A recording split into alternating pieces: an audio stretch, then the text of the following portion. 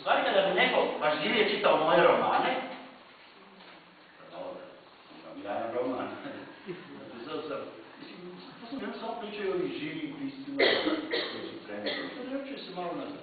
Kad bi neko čitao moj roman, to je Afrička legenda, on bi koji je išao 84. godine u prosveti, vrlo lijep roman, vrlo lijepa stvar, on bi naišao tu na jedan moj opis nakovnja.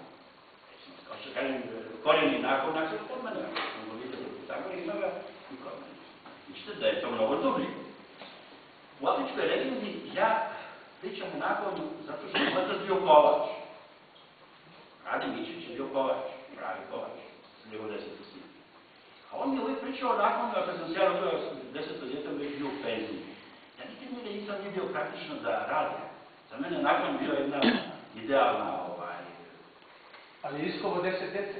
10, ja sam to je koga? savršeni kvantitativni broj. Jako mi je šesti. Ja sam čak rođen njegov rođendan. Ne tako to nekako odjeći. 15. Tako da, ja sam htio da razjasnim taj problem nakovnja koji nikad nisam vidio. On ponekad kao klinca vodio da podnedu kosu, ponekad koju smo mi kod kuće koristili, da je malo potkuje od jednog svog prijatelja kovača koji je šadio. Tako sam ja vidio svog oca kako to radi, ali nisam vidio njegov nakovnja. On mi je pričao da je bio u stanju da digne nakovnja. Ja sam siguran da sam bio moguće ovo. On je govorio da je dizao nakovnja. Kovači niste prvi potrebno da pokažu. Znači ja sam pisao u tom trenutku 86. godine, to je dobro jedna knjiga o jednoj legendi afričkoj, koju sam ja naravno proširio.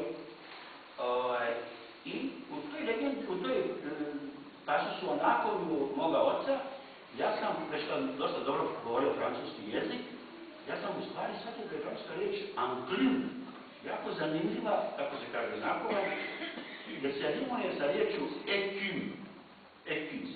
To su dve riječi francuske koje se rimuju, od kojih jedna najteža, jer označava nakovan, stvarno težak predmet, i écume, to znači pjena.